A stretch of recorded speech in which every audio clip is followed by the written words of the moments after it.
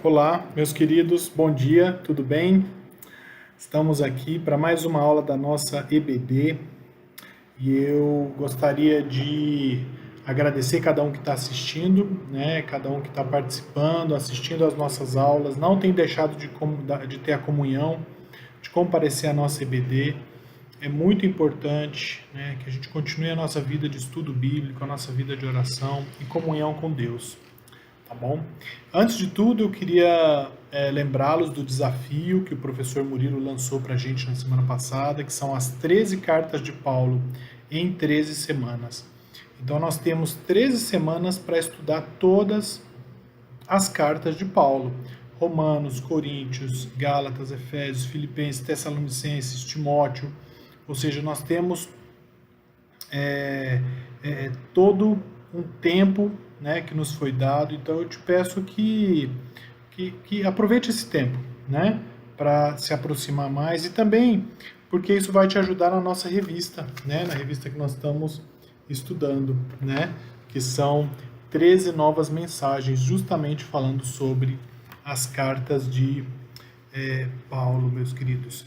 Então eu te convido neste momento a fechar os seus olhos, vamos fazer uma oração rápida, agradecer a Deus por esse dia, né, por essa oportunidade de aprender um pouco mais sobre a palavra de Deus, tá bom? Senhor nosso Deus, querido Pai, obrigado a Deus por este dia, obrigado por esta aula, mais uma oportunidade, ó Deus, de louvar e exaltar o Teu nome e também de aprender mais sobre Ti, ó Deus. Obrigado porque as cartas paulinas, ó Deus, falam tanto aos nossos corações e elas, Senhor, são a Tua palavra revelada, ó Deus. Por isso te peço, ó Deus, que nesta manhã a Tua palavra fale aos nossos corações e que possamos, ó Deus, ter um dia na Tua presença, ó Deus, tocados e transformados pela Tua palavra. Obrigado por tudo. Eu te peço e te agradeço em nome e por amor de Jesus. Amém. Pessoal, a nossa lição de hoje é a lição número 2. O título dela é Vida Crucificada, né? A primeira foi uma geral, né? A primeira lição que o professor Murilo ele nos deu, que são as cartas de Paulo. Esse é o título dela. Então nós podemos fazer uma introdução do que podemos ter já preparado aí para as próximas aulas. Então, e na nossa lição de hoje nós falaremos um pouco sobre vida crucificada. Nós só falaremos sobre a teologia da cruz. E para isso, eu te convido a abrir as suas Bíblias em 1 Coríntios 1, 18 a 25. 1 Coríntios 1, 18 a 25. Diz o seguinte, a palavra de Deus: certamente a palavra da cruz é loucura para os que se perdem, mas para nós que somos salvos, poder de Deus, pois está escrito: destruirei a sabedoria dos sábios e aniquilarei a inteligência dos instruídos. Onde está o sábio? Onde o escriba? Onde o inquiridor deste século? Porventura não tornou Deus louca a sabedoria do mundo? Visto como, na sabedoria de Deus, o mundo não conheceu por sua própria sabedoria, aprove a Deus salvar os que creem pela loucura da pregação.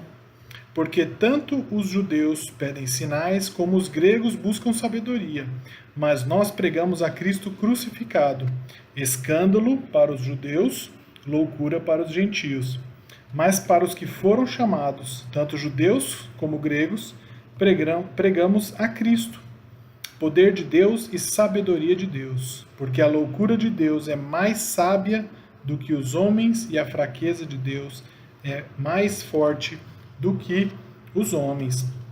Então aqui está a carta de Paulo, à igreja em Corinto, né? Então o objetivo aqui, meus irmãos, é que a gente possa entender o papel da cruz no Evangelho e o papel da cruz nas nossas vidas e como nós devemos estar impactados e viver uma vida sob os ensinamentos da cruz e entender o que a cruz significa para nós. A cruz, meus queridos, é o centro do Evangelho.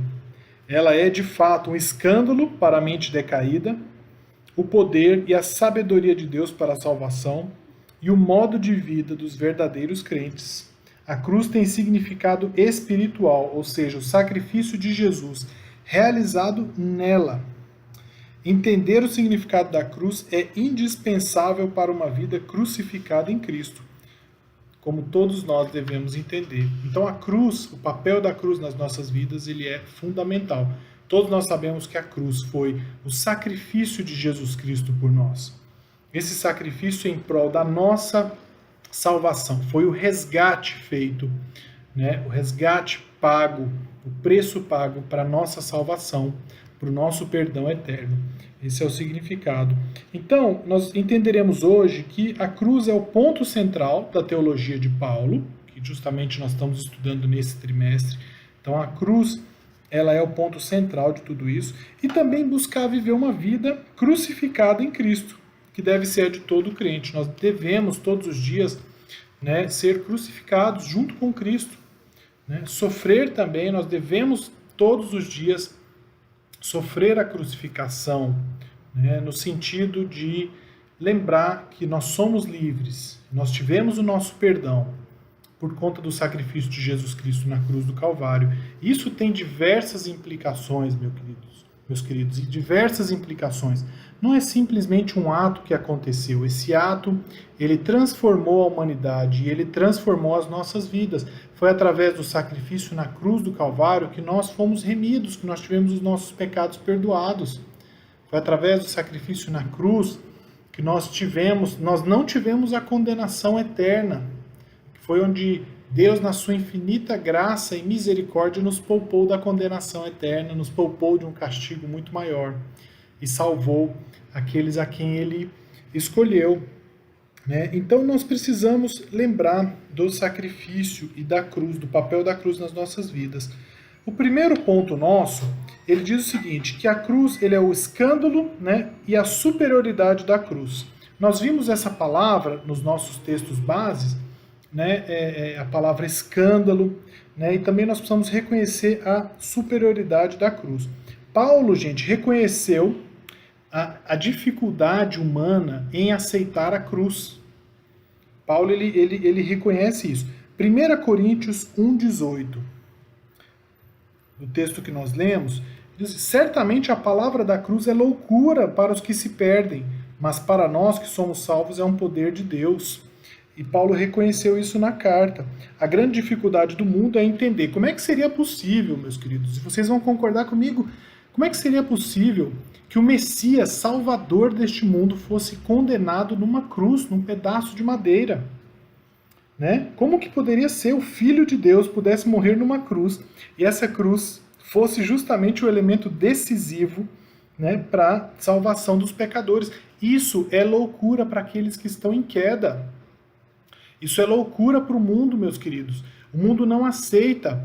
O mundo não aceita, principalmente porque naquela época, os judeus daquela época esperavam outra vinda do Messias, outro desfecho, alguém muito mais politizado, alguém que resolveria, sentaria num trono talvez.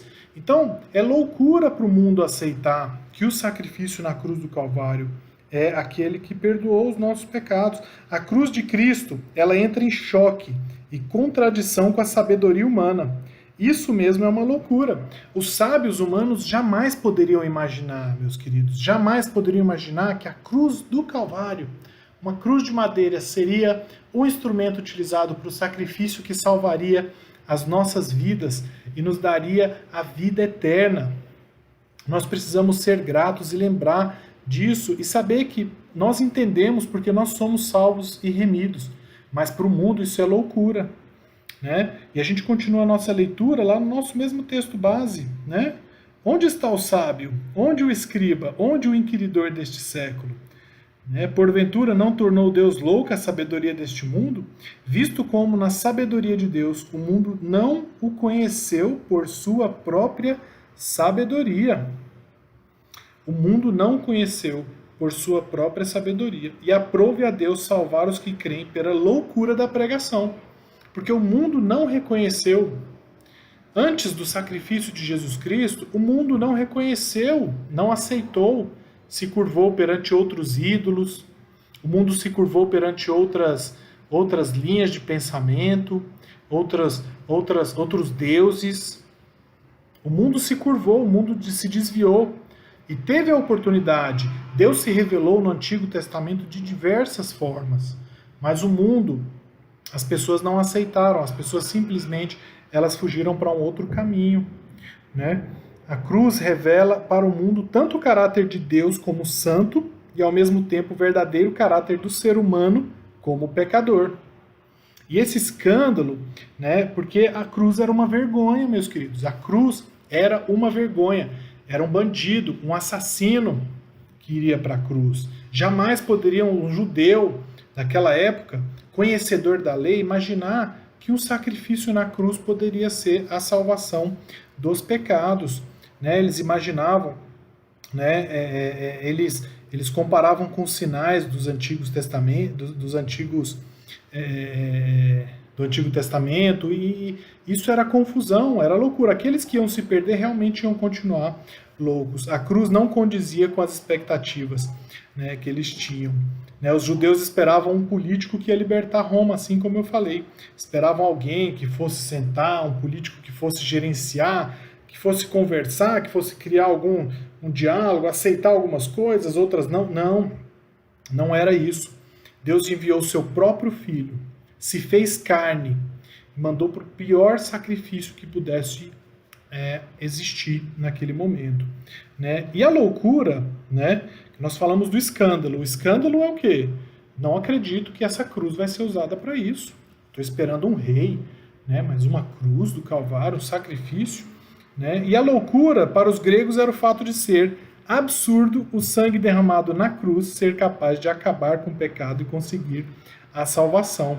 Né? Então, assim, como eu falei, era incompatível a cruz com aqueles pensamentos dos filósofos, né, dos religiosos. Mas Paulo ele demonstra a superioridade da cruz na sua carta. E ele fala, realmente, vai ser loucura. Será loucura para aqueles que se acham sábios, né, para aqueles que se acham os bons. Então Paulo demonstra essa superioridade porque só a cruz possibilita que as pessoas caídas se relacionem com o Deus Santo. E Paulo considera a cruz tão superior a todo tipo de sabedoria humana. Né? A gente vê em 1 Coríntios 2, de 1 a 5, 1 Coríntios 2, de 1 a 5.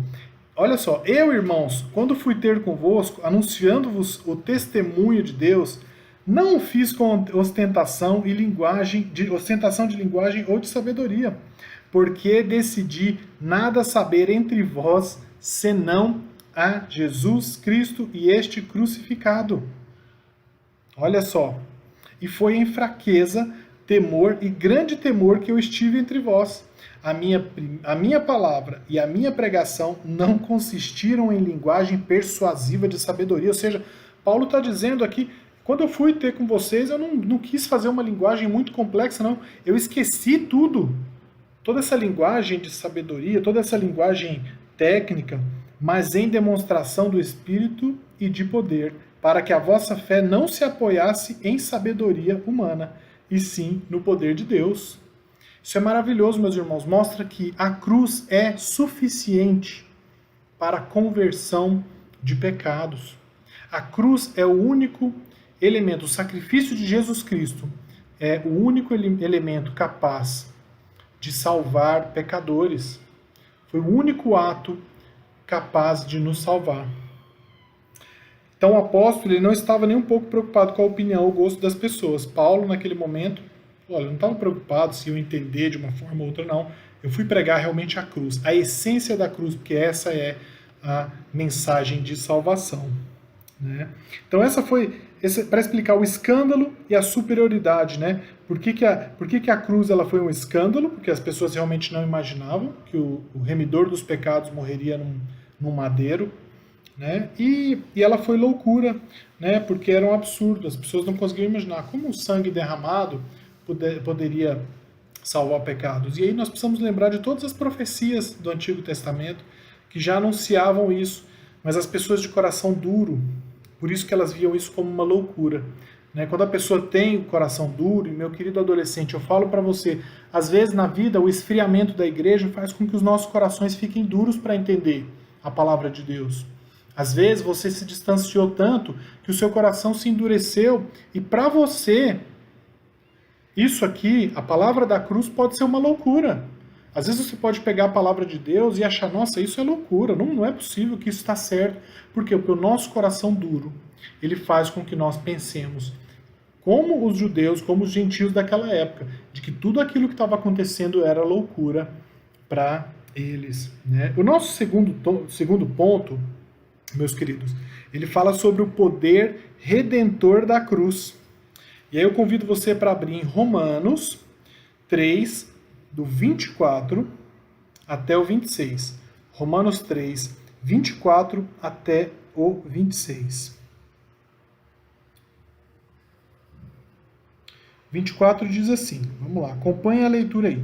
Sendo justificados gratuitamente por sua graça, mediante a redenção que há em quem? Em Cristo Jesus, a quem Deus propôs no seu sangue como propiciação mediante a fé, para manifestar a sua justiça, por ter Deus, na sua tolerância, deixado impunes os pecados anteriormente cometidos, tendo em vista a manifestação da sua justiça no tempo presente, para ele mesmo ser justo para ele ser justo e o justificador daquele que tem fé em Jesus. Ou seja, Deus é justo, mas ele também é o justificador, porque ele que escolheu, ele é aquele que através do sacrifício do próprio Filho, Jesus Cristo, ele é aquele que vai justificar, vai fazer justo aqueles a quem ele escolheu, né? Então Paulo mostra o poder redentor da cruz ao tratar, né, da expiação. E são palavras importantes que a gente tem no texto, redenção e propiciação, né? Você pode ver que o texto ele utiliza essas palavras, né? A redenção daquele que está pecado, né? O ato de propiciação. Então nós vamos entender um pouco essas duas palavras. Redenção, meus queridos, importante entender o significado disso para que fique claro nas nossas mentes. Redenção é o ato ou efeito de redimir, libertar mediante o pagamento de um preço. Era muito comum, né, chamavam que quando alguém, né, antigamente existiam os escravos naquela realidade, então eles recebiam a redenção, né, haveria um preço a se pagar por eles, haveria um preço para se pagar, seja por eles mesmos, por um tempo de escravidão, um tempo que eles permaneceram ali, mas era para você redimir, libertar mediante o pagamento de um preço. Né? No Antigo Testamento, quando o escravo ele era comprado de volta, dizia-se que ele era remido ou redimido, é o ato da redenção. Então guarde isso. Né? E a propiciação, que a gente vê também aqui no versículo, principalmente no versículo 25 que a gente acabou de ler, que diz assim, a quem Deus propôs no seu sangue, falando de Cristo Jesus, né, como propiciação. É um sacrifício que remove e aplaca a ira ou a justiça divina. Ou seja, Cristo morreu como uma oferta pelo pecado. Está lá Isaías 53:10. Vamos voltar lá, vamos ver a referência do Antigo Testamento, importante para a gente ver, porque são profecias, meus queridos, que foram todas feitas no Antigo Testamento pelos profetas. Então, Isaías 53, versículo 10, que diz lá, todavia ao Senhor, né, profeta Isaías, todavia ao Senhor agradou moê-lo, fazendo-o enfermar, quando der ele a sua alma como oferta pelo pecado. Verás a tua posteridade e prolongará os seus dias, e a vontade do Senhor prosperará nas suas mãos. Essa é uma profecia do Antigo Testamento. Conforme o livro todo de Isaías profetiza o sacrifício de Jesus Cristo em prol dos nossos pecados. Né? Então, esse é o significado da propiciação, é um sacrifício que remove, né, o pecado, que remove a ira ou a justiça divina. Né? Então, voltando lá, Romanos 3, que a gente estava, né, nosso texto, Romanos 3, do 24 ao 26. Romanos 3, 24 ao 26. 24. Sendo justificados gratuitamente por sua graça, mediante a redenção que há em Cristo Jesus. E aí, de novo voltando, a quem Deus propôs no seu sangue como propiciação, mediante a fé, para manifestar a sua justiça, por ter Deus, na sua tolerância, deixado impunes os pecados anteriormente cometidos. Ou seja, Deus, ele enviou o seu Filho amado como um ato de redenção para nós. Ele foi que enviou, Jesus pagou o preço da nossa liberdade. E o ato de propiciação foi realmente o ato efetivo de justiça. Ou seja, Deus, para que essa redenção acontecesse, enviou o próprio Filho. E o sacrifício de Jesus Cristo foi essa propiciação, ou seja, o preço pago para a nossa liberdade. Então, meus queridos, por meio da sua morte, o Senhor comprou de volta todos aqueles que serão salvos. E é maravilhoso porque eu e você somos parte disso. Nós precisamos valorizar, nós não podemos ter uma vida levada assim, sem compromisso nenhum, porque o preço foi muito alto. O preço foi muito alto e nós somos imerecedores disso. É simplesmente uma graça e misericórdia de nosso Deus. E Deus nos comprou de volta. Jesus disse que veio para dar a sua vida em resgate por muitos, conforme fala em Marcos. Marcos 10, 45. Mas para quem foi que o Senhor pagou o resgate? E aí, para a gente entender isso, para quem foi? Quem foi que esse resgate foi pago? Quem foi que recebeu esse valor? Nós precisamos entender a palavra que nós acabamos de ver, que é propiciação. Essa propiciação só pode ser em relação ao próprio Deus, pois Ele é o único que tem direito de se sentir ofendido com o pecado, meus queridos. Olha aqui como está claro. Deus, na sua soberania, Ele julgou ser bom que nós fôssemos salvos. Ele escolheu a mim e a você para uma obra maravilhosa de transformação, onde nós pudéssemos reconhecer, ser transformados através da mensagem da cruz. Após essa transformação, nós vivemos uma vida servindo a Deus e agradando a Deus e experimentando do perdão recebido na cruz do Calvário para o resto das nossas vidas, até que nós tenhamos uma redenção eterna, preço esse que já foi pago. Então, assim como Jesus Cristo teve uma crucificação dolorosa, nós também estamos no nosso processo de crucificação. Em determinado momento ela vai acabar e nós estaremos junto com Jesus, para sempre. Então, gente, Deus não exigiu essa reparação dos homens, e sim dele próprio, pois ele enviou o seu Filho para sofrer a penalidade do pecado. É por causa da propiciação que existe a redenção. Ou seja, a propiciação foi o ato de Deus, foi o sacrifício que ele decidiu fazer para nos salvar.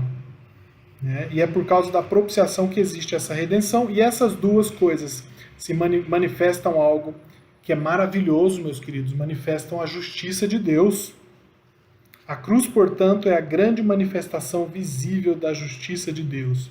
Ou seja, Deus, por sua soberana vontade, por sua soberana iniciativa, porque Ele é Deus, Ele é soberano, Ele escolheu nos salvar. Ele escolheu nos salvar. Então, Ele escolheu o tipo de sacrifício, Ele escolheu qual sacrifício Ele usaria para que essa redenção fosse feita, para que nós fôssemos comprados, para que fosse pago um preço dele mesmo, porque ele enviou o seu próprio Filho.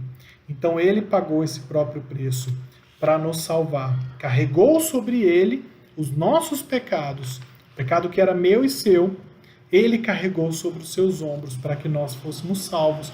Isso é a justiça de Deus, isso é a soberania de Deus, porque Deus, na sua soberana vontade, escolheu nos salvar. E louvado seja o nosso Deus por conta disso.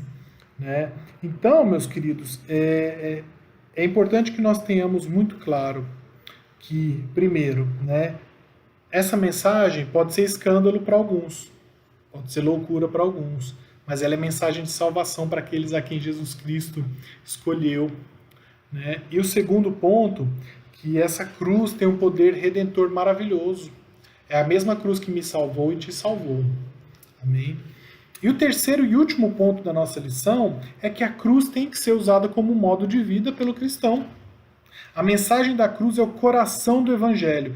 Você precisa compreendê-la. Por isso que quando o professor Murilo mandou o compromisso da gente estudar todas as cartas, porque a mensagem central das cartas de Paulo é a cruz, é o sacrifício eficaz de Jesus Cristo. Então ela deve fazer parte do nosso dia a dia. Não significa apenas a expiação e a reconciliação como algo do passado, mas é o nosso sentido de vida. Ou seja, nós precisamos viver a cruz todos os dias, nos entregar a Deus com clamor, pedindo perdão, reconhecendo as nossas falhas, mas reconhecendo esse sacrifício na cruz por nós. Né? Paulo apenas desenvolveu o que o próprio Jesus Cristo já havia dito. Né? Paulo entendia que a morte de Jesus não era apenas um fato histórico, e não foi. Não é um evento que aconteceu, pontual, histórico, documentado em livros, não. É a nossa salvação. A morte de Jesus é algo que se manifesta na vida do convertido. Então tem que se manifestar na sua vida. Vamos lá, Romanos, vamos ler alguns versículos. Romanos 6, Romanos no seu capítulo 6, versículo 6, e depois nós vamos lá para o 11 ao 13. Versículo 6 diz assim: sabendo isto, que foi crucificado com ele o nosso velho homem, para que o corpo do pecado seja destruído e não sirvamos o pecado como escravos. Por isso que tem que ser uma filosofia de vida, um estilo de vida, um modo de vida. A cruz do Calvário precisa impactar o dia a dia da sua vida, porque a palavra de Deus nos diz que nós morremos com Cristo naquela cruz, o nosso velho homem. Nós temos uma nova vida. O velho homem foi crucificado com Jesus Cristo para que o corpo do pecado seja destruído e não sirvamos o pecado como escravos. Ou seja, a nossa liberdade foi conquistada em Cristo Jesus. Nós não somos mais escravos e dependentes do pecado como nós éramos. E aí, indo lá para o 11 até o 13, que diz assim: assim também vós considerai-vos mortos para o pecado, mas, olha só, vivos para Deus em Cristo Jesus. Nós ganhamos vida e vida em abundância. É uma vida que faz sentido, uma vida com Cristo Jesus. Amém? Não reine, portanto, o pecado em vosso corpo mortal, de maneira que obedeçais às suas paixões.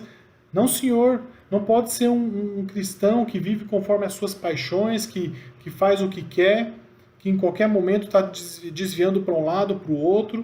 Não, o cristão é aquele que vive a cruz todos os dias das nossas vidas.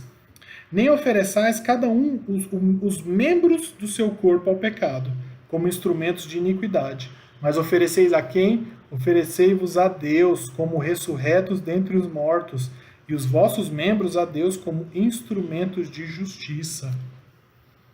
Meus queridos, a cruz tem que fazer parte do seu dia a dia, a cruz tem que fazer parte, tem que ser a sua filosofia, e mais do que uma filosofia, ela tem que ser o seu modo de viver. Né? O crente morre integralmente com Cristo e ressuscita como uma nova criatura. É uma nova vida. Né? Gálatas 5:24. Gálatas 5:24. Gálatas 5:24 diz assim: e os que são de Cristo crucificaram a carne com as suas paixões e concupiscências. Você, tudo aquilo que te fazia mal, que você era escravo antes, as coisas erradas que nós fazíamos antes da nossa conversão, foram crucificadas lá na cruz do Calvário com Jesus Cristo. Não devem fazer parte do nosso dia a dia.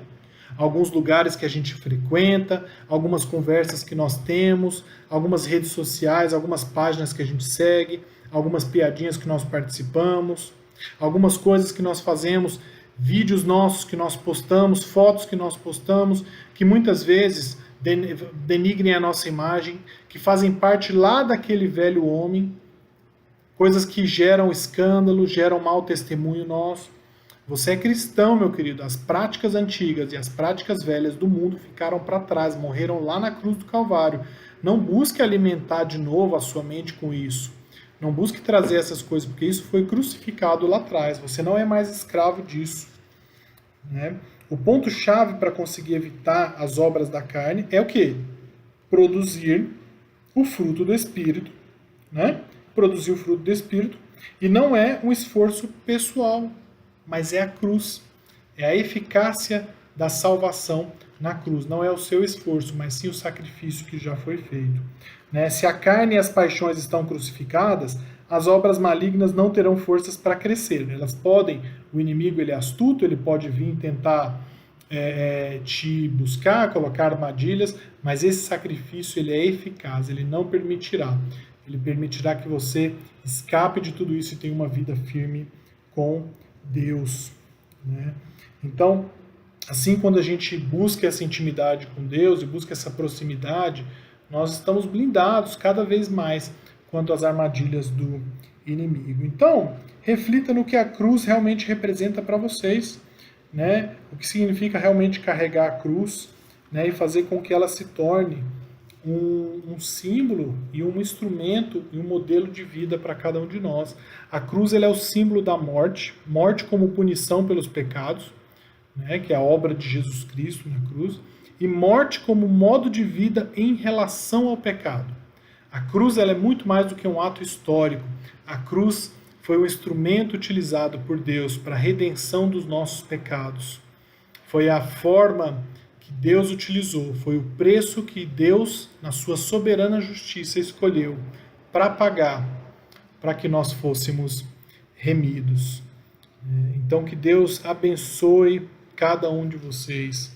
Eu espero que você tenha um compromisso com a palavra de Deus nessa revista, que você possa estudar todas as cartas, estudar as lições, assistir as lições online, para que o seu compromisso continue, né, firme com Deus, e que nós possamos cada vez mais ter uma vida mais próxima, uma vida mais íntima com Deus. Tá bom? Espero que Deus abençoe você, abençoe o seu domingo e que essa lição tenha falado ao seu coração. Amém? Um abraço.